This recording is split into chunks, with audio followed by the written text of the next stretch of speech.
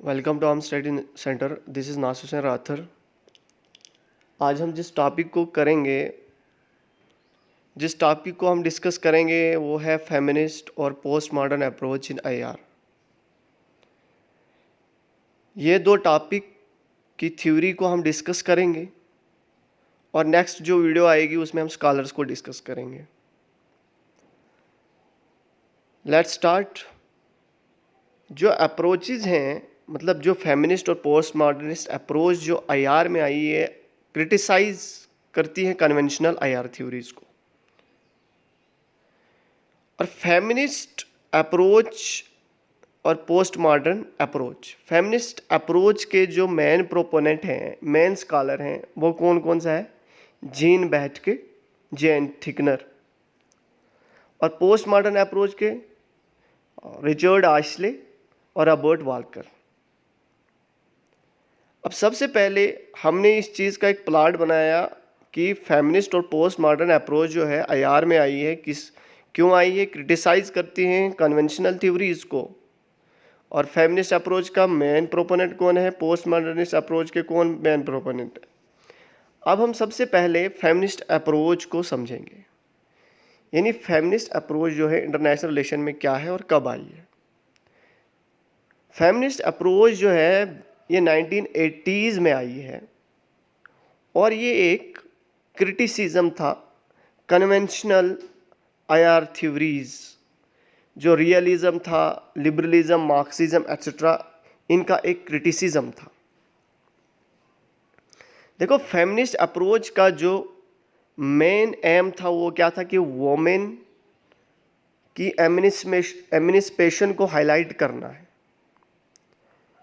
इनका कहना है जो कन्वेंशनल थ्योरीज हैं आईआर की थ्योरी, जो कन्वेंशनल थ्योरीज है लिबरलिज्म और रियलिज्म या मार्क्सिज्म, ये वाली थ्योरी जो है वोमेन्स को ओप्रेस्ड करती है।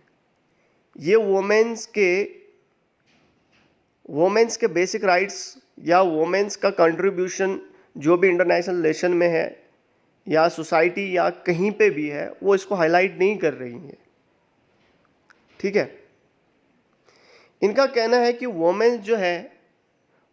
वोमेन एक बहुत इंपॉर्टेंट रोल जो है प्रोवाइड करती है इंटरनेशनल रिलेशन में। और इसी आउटलुक को, इसी इंसाइट को ये एनहेंस करने की कोशिश करते हैं फेमिनिज्म। और इसी को समझने के लिए ये एक जेंडर का कंसेप्ट देते हैं।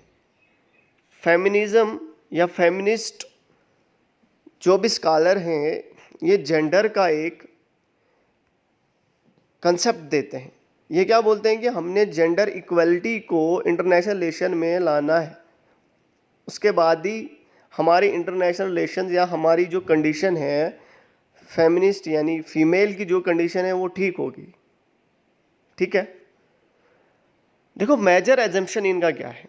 इनका मेजर एजम्पशन अगर देखा जाए तो इनका मेजर एजम्पशन है, सबसे पहले मेजर एजम्पशन से पहले ये क्या बोलते हैं, जो भी कन्वेंशनल थ्योरीज, ये बोलते हैं कि जो भी कन्वेंशनल थ्योरीज हैं ये जेंडर न्यूट्रल नहीं है।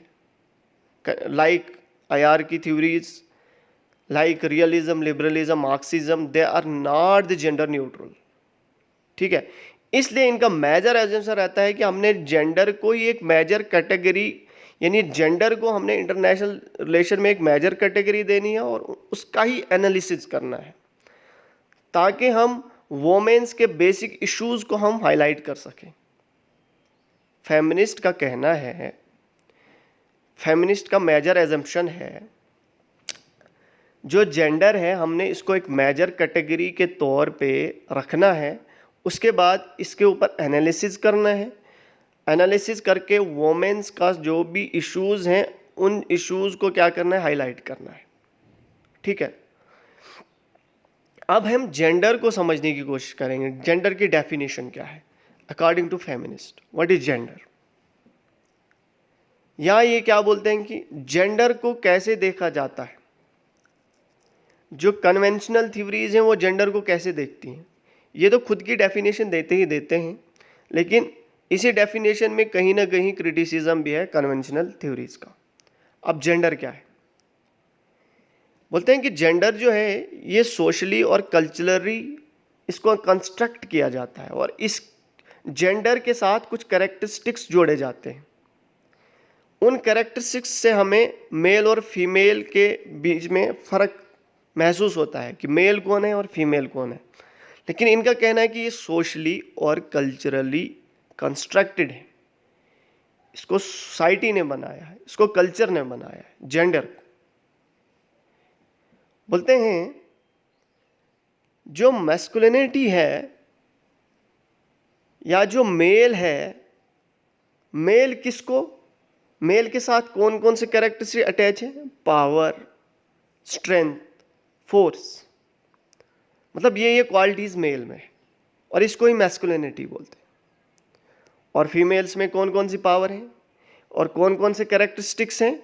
फीमेल की कैरेक्टरिस्टिक्स है सॉफ्टनेस, वीकनेस, इमोशनल, तभी इसको हम फेमिनिटी बोलते हैं। बोलते हैं कि हर कोई सोसाइटी जो है ये मैस्कुलिनिटी को सुपीरियर बनाती है और फेमिनिटी को इन्फीरियर बनाती है।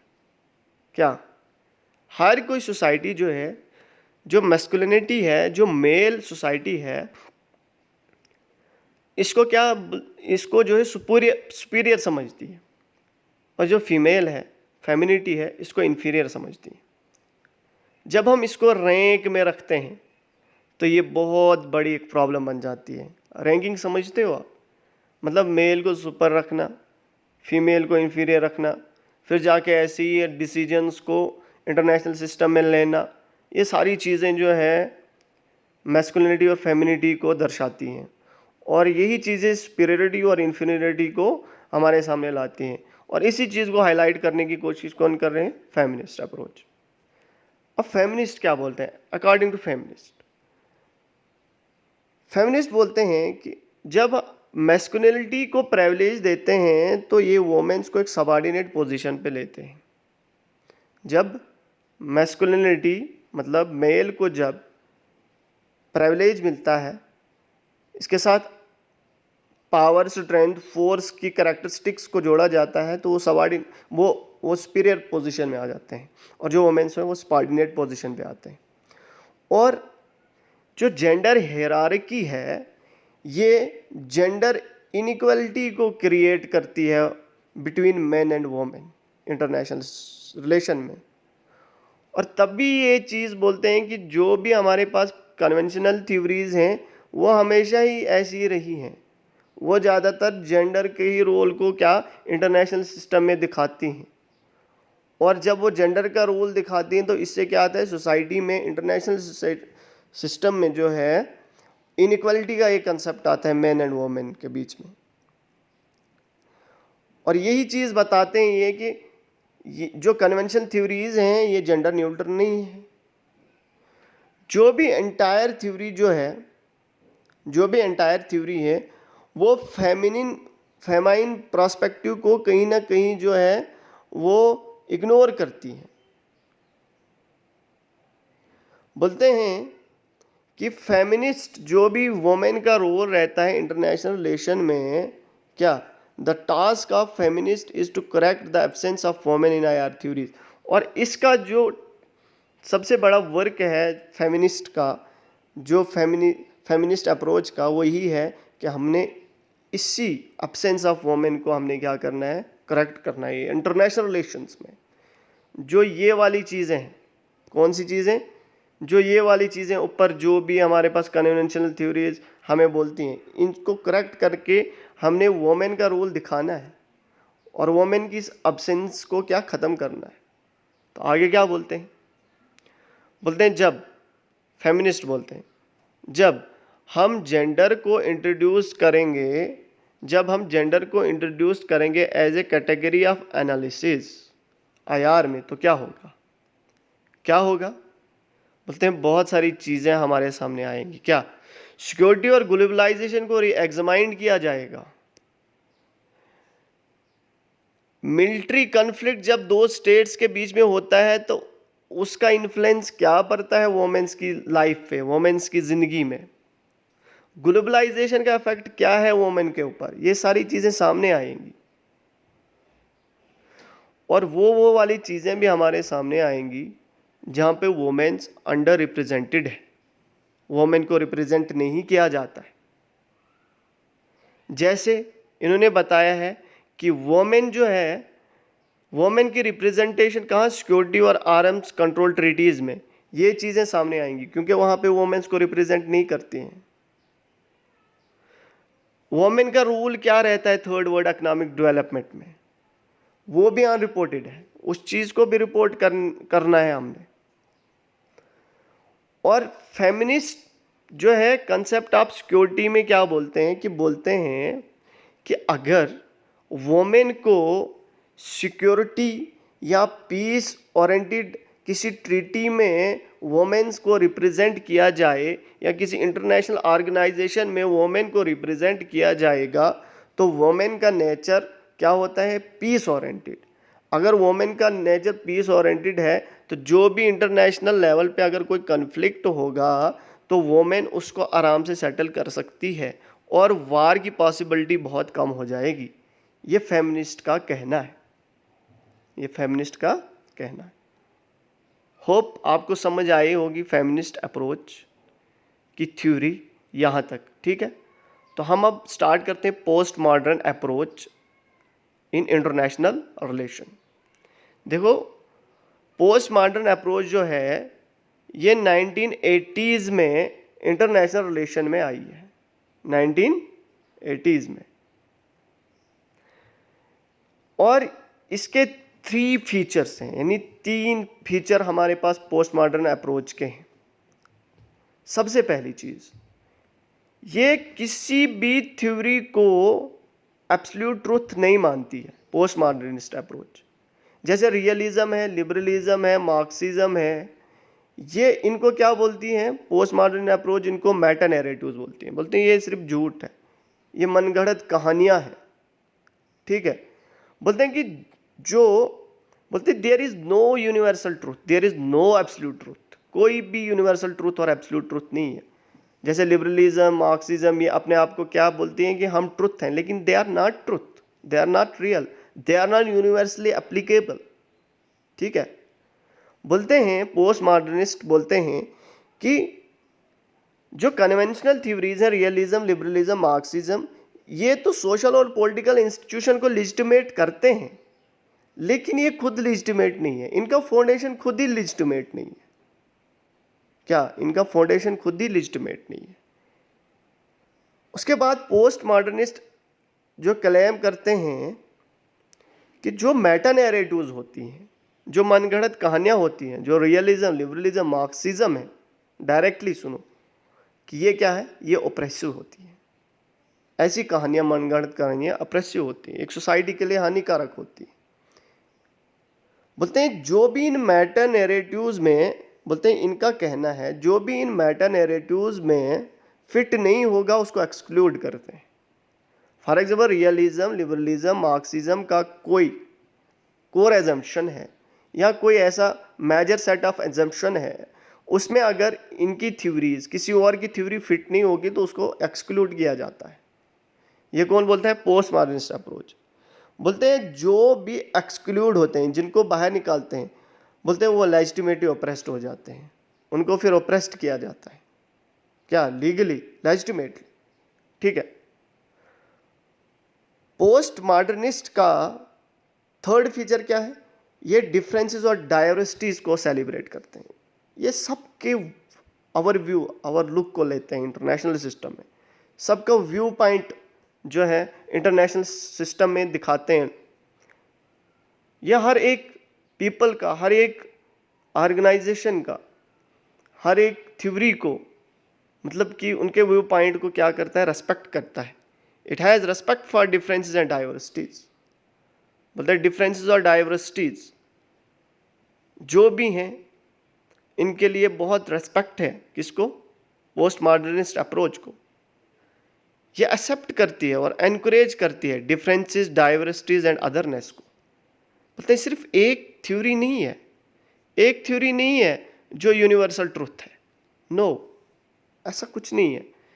बोलते हैं यहाँ पे डिफरेंसेस और डाइवर्सिटीज है, हर एक का अपना अपना व्यू है, हाँ। और इसलिए पोस्ट मॉडर्निस्ट अप्रोच एनकरेज करती है डाइवर्सिटीज़ को, डिफरेंसेस को, अदरनेस को। ठीक है, बोलते हैं अगर अदरनेस नहीं होगी तो हमारे पास किसी चीज़ की वीकनेस कैसे पता चलेगी।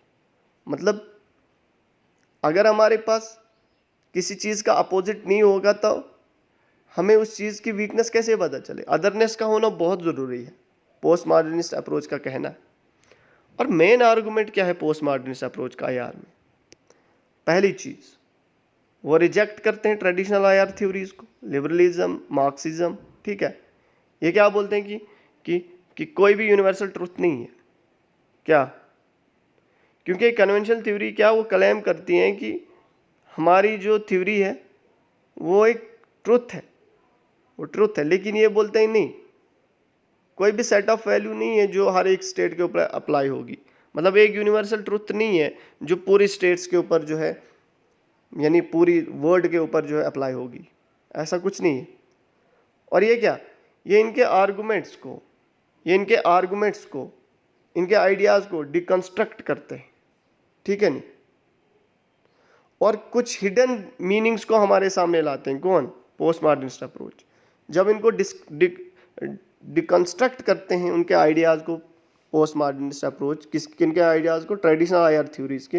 तो हमारे सामने कुछ हिडन, मतलब इन अप्रोचेस के, रियलिज्म, लिबरलिज्म, मार्क्स, इन अप्रोचेस के हिडन मीनिंग्स हमारे सामने आ जाते हैं।